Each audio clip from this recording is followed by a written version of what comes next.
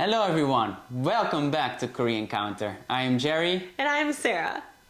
And we're here today with something different. We're gonna react to videos from Sadhguru. We've seen some stuff from him before, and he's got a good point. He's a very wise individual. Yes, he has some very good pointers. Wise pointers. Wise pointers. Beyond your years at least. Damn.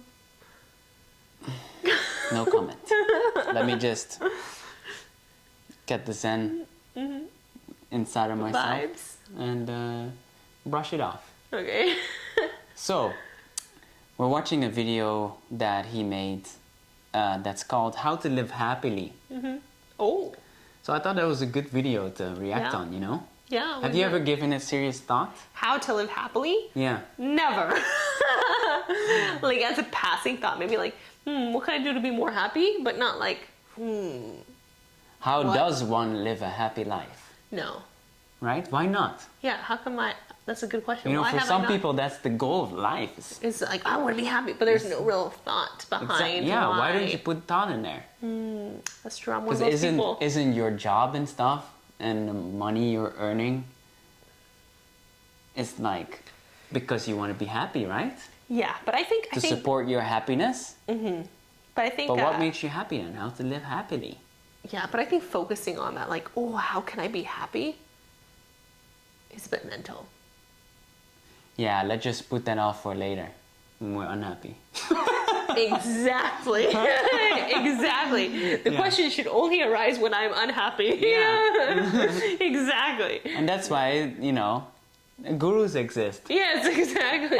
They can give us the answers. Exactly, exactly. So Sadhguru, give us the answer. Good evening, sir. I happened to listen to a lecture of yours that talked about joy and happiness. You talked that joy depends on oneself, whereas happiness depends on others. I tried a little while to practice it, but what I found was that I was not able to sustain those small moments of joy. I could experience joy when I was completely into it, very passionate about what to do, but somehow when an external person or say some external entity recognizes what I do, the joy is just out of my life. So how do you sustain those moments of joy and not succumb to the pleasures of happiness? If you could, it would be nice if you can share the difference between joy and happiness to this crowd too. Do you understand the question? Yes, I understand the question. Okay, that's a pretty good question, huh? Have you thought about it before? Like this? What is the difference between joy and happiness? Yeah. They all just fell under the same umbrella for me. Okay. See, right now, if I tell you, or if you're not me, let's say your dean tells you from tomorrow, all of you, what kind of clothes you should wear. Immediately there'll be protests in the college. If your dean goes further and says everybody must eat only 4 idlis in the morning. If your dean tells you everybody should get up at 5 o'clock in the morning. Let's say he put 10 different rules like this, physical things to do. You will think he is trying to convert you into slaves and you will shout and scream for your freedom, isn't it? But look at yourself and see. Right now, somebody else, if they determine what should happen around you, you feel like a slave. But right now, somebody else is determining what should happen within you. Is this not slavery? Somebody can decide whether you're happy or unhappy. Is this not slavery? Somebody can decide whether you will be a pleasant human being or an unpleasant human being. Is this not slavery?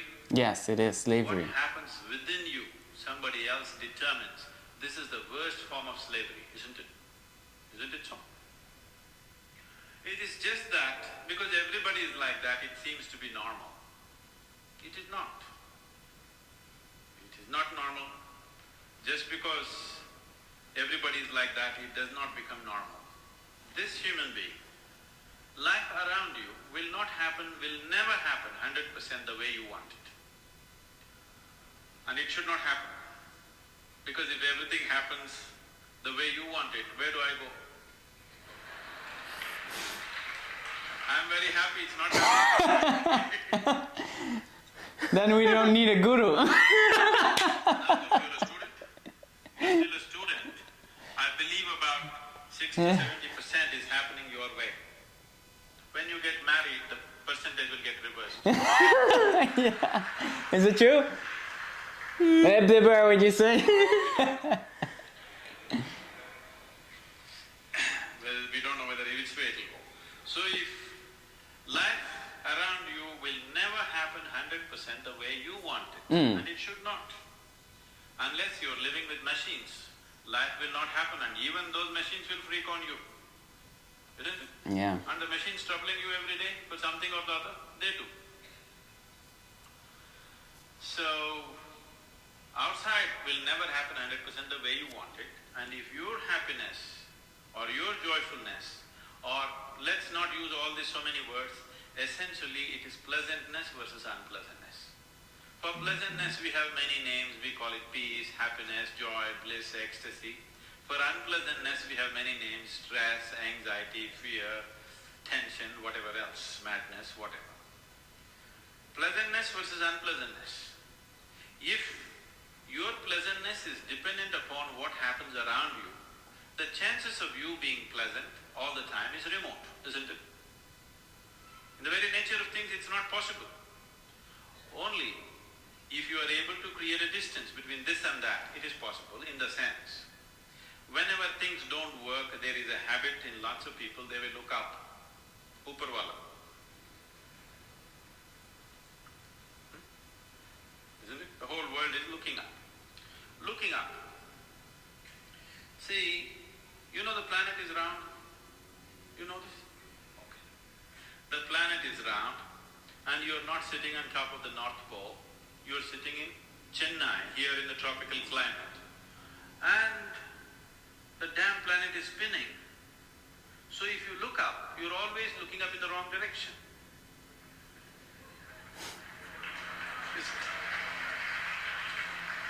You're invariably looking up in the wrong direction, isn't it so? Maybe at a certain moment of whatever Greenwich Mean Time, 0 hours, when you looked up, maybe you hit the heaven. Rest of the time, you're always looking in the wrong direction. It's a funny way of seeing things, huh? Yeah. Isn't it so? So in this cosmic space, is there somebody who knows which is up and which is down? Does somebody know? Huh? Is there somewhere, is it marked this side up? Nobody knows which is up, which is down. It's just an assumption, isn't it? Do you know really which is north, which is south? In the real sense, do you know what is north and south? It is just for our convenience, we just fixed it, isn't it? Yes or no? Do you know what's east and west? No. Do you know what is forward and backward? You do not know. None of these things you know. There is only one thing you can be certain of right now. This is, you know what is outward, what is inward. This is one thing you're sure, isn't it? This is inward, this is outward. This is the only privilege you have. What is outward, what is inward, this is all you know. Just in case someday if you get enlightenment, you will lose that also. Yes, that's what happened to me. Now I don't know which is inward, which is outward, which is me, which is not me. That's why I'm all over the world. Because I don't know whether this is me or that is me. So now you say, I know what is inward, what is outward. Let's examine this a little more. Can you see me right now, all of you? Can you see me? Just point out where I am. Use your hands and point out. Can you see me? Yes, we see you. You know I'm a mystic. You're getting it completely wrong. Now, this light is falling upon me, reflecting, going through your lenses, inverted image in your retina. You know the whole story, right? Where do you see me right now? Within yourself. Where do you hear me right now? Within yourself. Where have you seen the whole world? Within yourself. Oh, some good points, Have you ever huh? experienced anything outside of yourself? Everything that ever happened to you, darkness and light happened within you. Pain and pleasure happened within you. Joy and misery happened within you. Have you ever experienced anything outside of yourself? No. So what I am asking you is, what happens within you Who should determine how it should happen?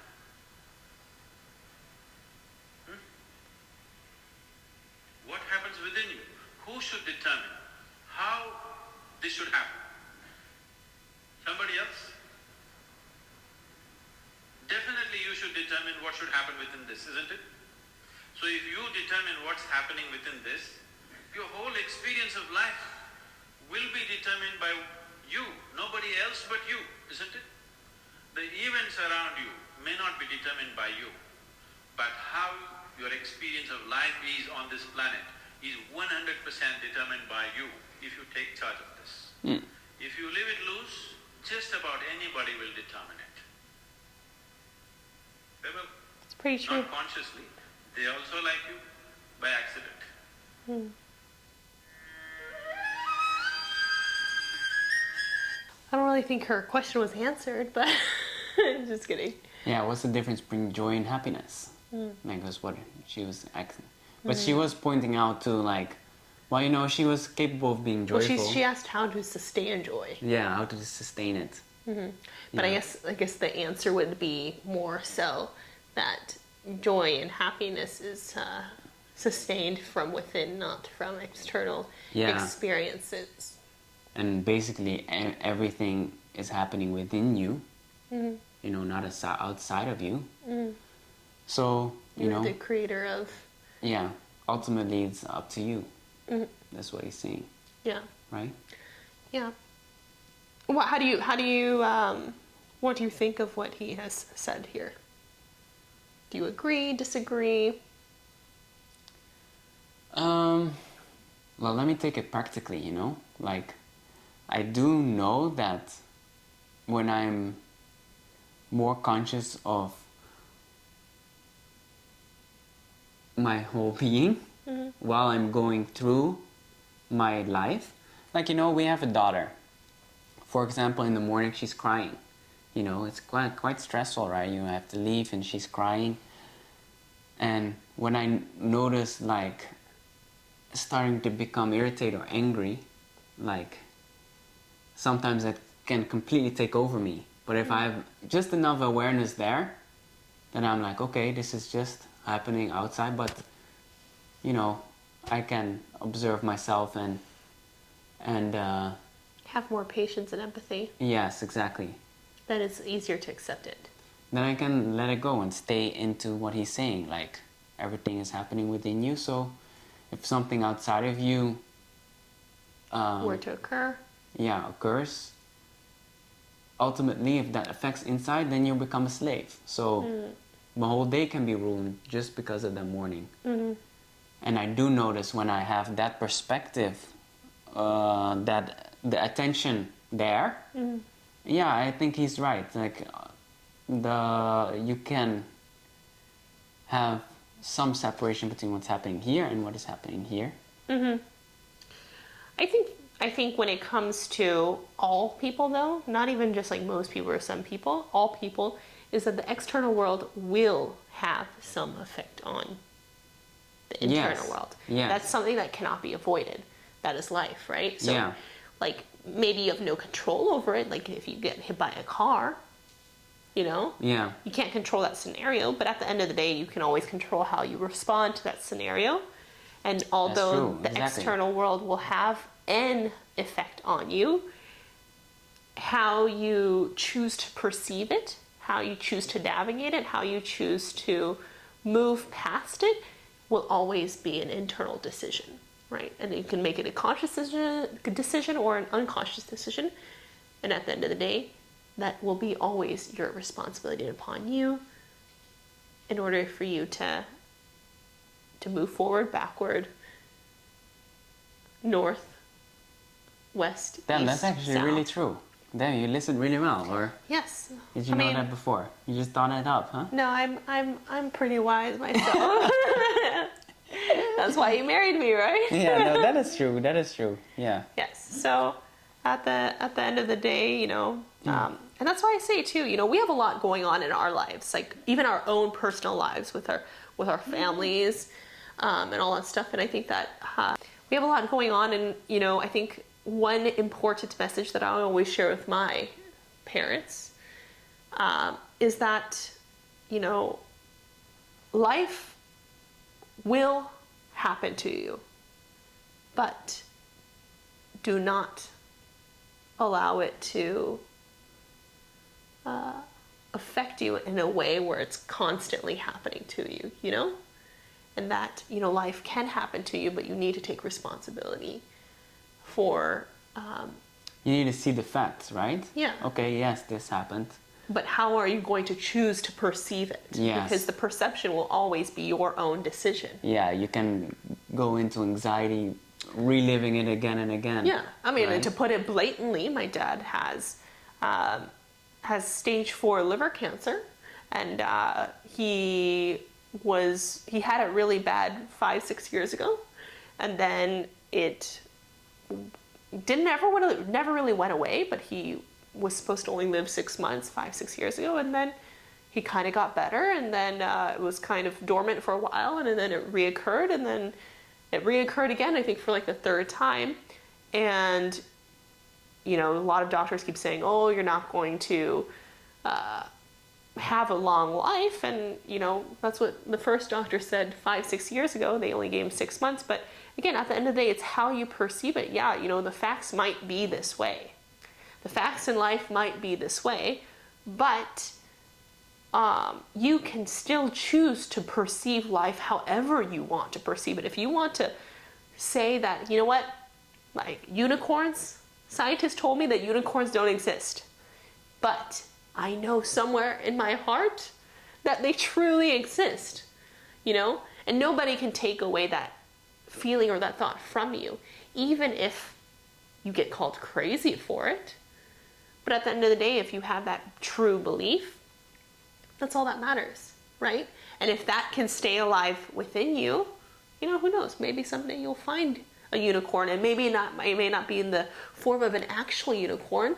Maybe it might be in the form of a dog that just is as magical as a unicorn, or a partner that's as magical as a unicorn. But that unicorn will find you in one way or another. That was beautiful. Thank you. You can... Okay, I won't say anything. I mean, that was emotional. I was saying, see you get emotional. Would you say it was beautiful, though? It was beautiful. Thank you. Yeah. That's right. And tell me.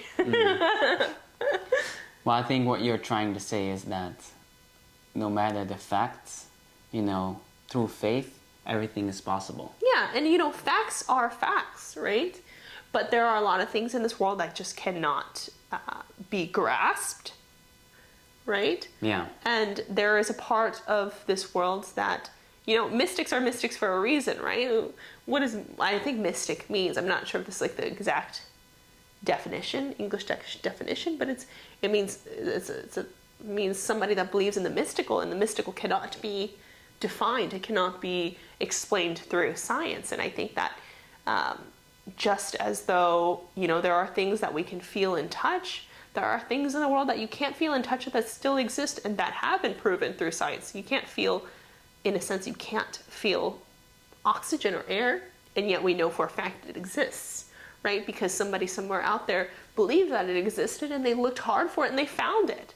And I think there are a lot of things in life that are just the same. You may not be able, maybe unicorns don't exist on this planet Earth, but maybe there's Venus, and they somehow exist there. You just never know, but if the belief is strong enough,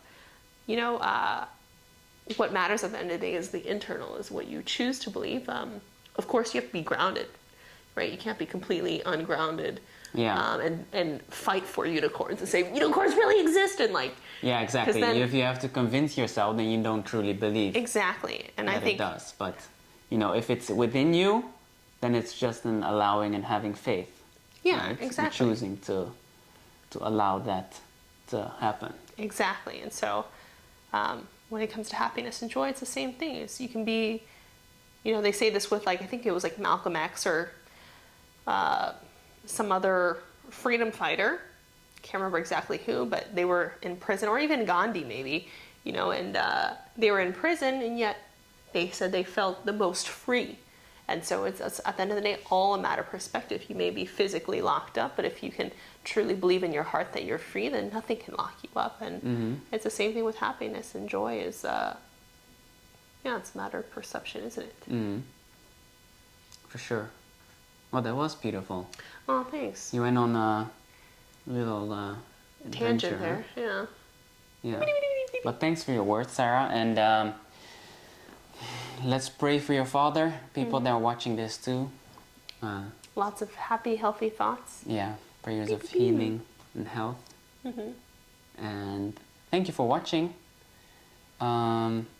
Maybe let us know in the comments below if you think we should do more reactions to videos similar to this.